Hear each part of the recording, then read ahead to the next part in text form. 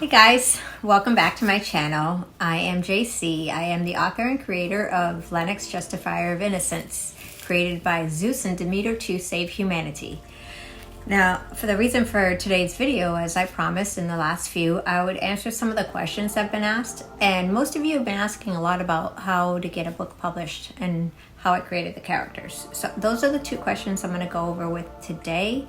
I'm going to start with the process of how I went about getting published. And if the video starts to go over 8 minutes, then I will answer the second question on the next video because I don't want to keep you guys too long. As I promised, this would only be 5 to 8 minutes long. So with that said, I am going to get started.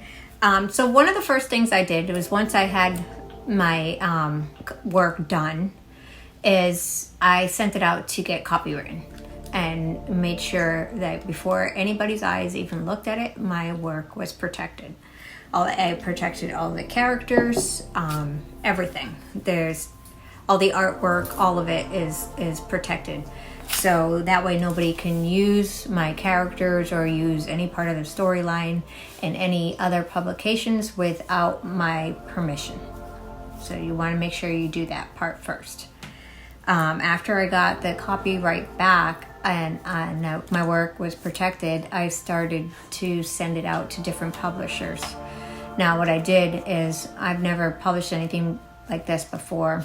I've had some articles published from submissions that I've sent in, and then they end up like publishing your story, but I've never actually published a full book.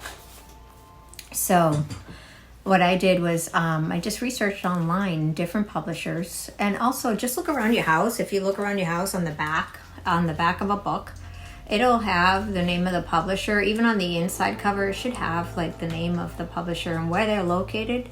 And then you can just get their contact information, and they'll put you in contact with their sales rep. And then you tell them, usually it's like a quick 5 to 10 minute interview. You tell them what your book is about. They'll send you an email explaining the process with a link to submit your book. So that's the first thing you want to do. You want to choose at least 10. I sent it to like 12 different publishers because I wanted to do a comparison and see, really what was out there and what was offered. Now, the myth of people getting advances for their books, it's definitely a myth. I mean, maybe it was at one point people did that, but not so much today. And I'm not really sure why. I can only assume that it's because of the competition of all the self-publishing as well. It's probably why they don't do that, unless you're like a celebrity that they know is going to sell out books. You're gonna have to pay to have your work published. But don't look at it as an expense. Look at it as an investment. You're investing in yourself, and there's no better investment that you can make, and that is in yourself. And so you want to believe in yourself and just look at it that way. It's the best way to be. So once I picked the 12 publishers, I went through, I split it up. I spent like a couple of weeks, and I would, whenever I had a free moment, because I do work full time, I would call. And once I found, I talked to these people and I submitted everything, I got some offers back.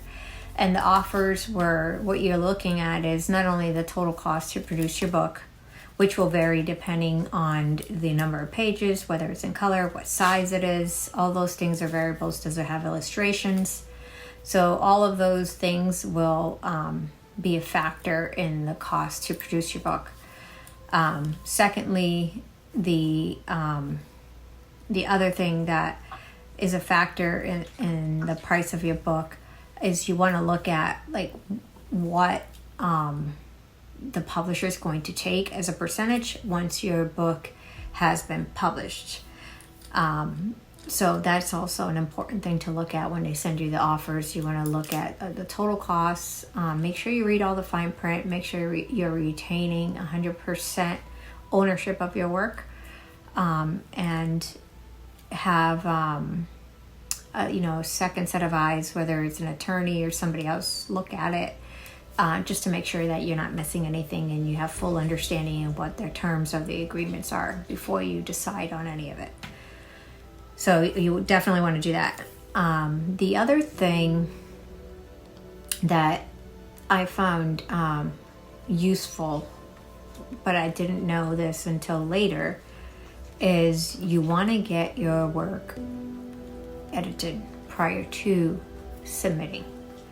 And the reason I say that, even though part of the process of, usually with all the publishers, part of their process of producing your book is they have an editing department and they're going to do all of that, but don't rely on it. At least my experience, I mean, the publisher that I went with these people because they were with this company, not these people, but I went with this particular company because they've been in business for so long. They're one of the oldest publishers in the country, if not the oldest.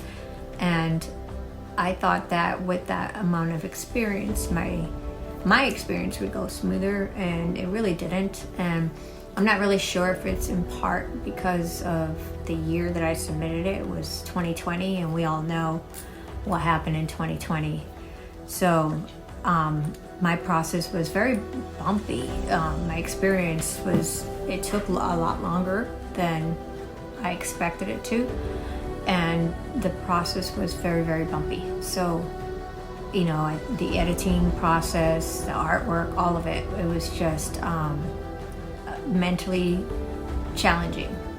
The lack of communication was very challenging. So you want to try to preempt some of those challenges, and, you know, hire an independent editor to have your work looked at prior to sending them. And then when they edit it, that's a third set of eyes. You can't go wrong. You know, that it's amazing.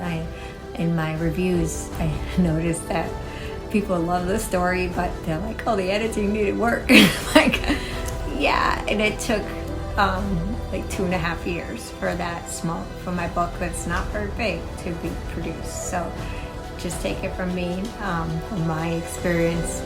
Make it easier on yourself, because I certainly will be doing that going forward for my next publication. I will definitely hire an independent editor.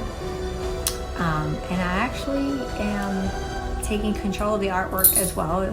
I've learned how to do a lot of the artwork myself, so I don't have to have that delay in the process of having somebody else try to figure out what's in my head. I know what vision I'm creating. So if you do have illustrations in your book and in your mind you have something, you can either do it yourself or go on the same platform that you would find your editor, Fiverr, and I'm sure they have some independent contractors on there that can help you create the artwork. It's important that you can communicate with the artist directly if you do have an artist working for you or with you. Because that way you can be on the same page. You know, artistic people are very visual, so you can be on the same page as to what you want to create, which was a challenge for me as well, so with the publisher. So definitely those are things that you want to keep in mind. Now, I am going to wrap up this video. There is so much more I could tell you about the publishing process, but I could probably talk about this, what my experience was, for a good hour. So if you do want to know more about that process, what I experienced, just let me know below, or email me as you have been, message me on my Facebook, whatnot. But I will answer that second question another video. And until then, I hope you guys are having an amazing week. And don't forget to tune in on Friday for the next video. It's going to be the third part of the deadly plague. God bless.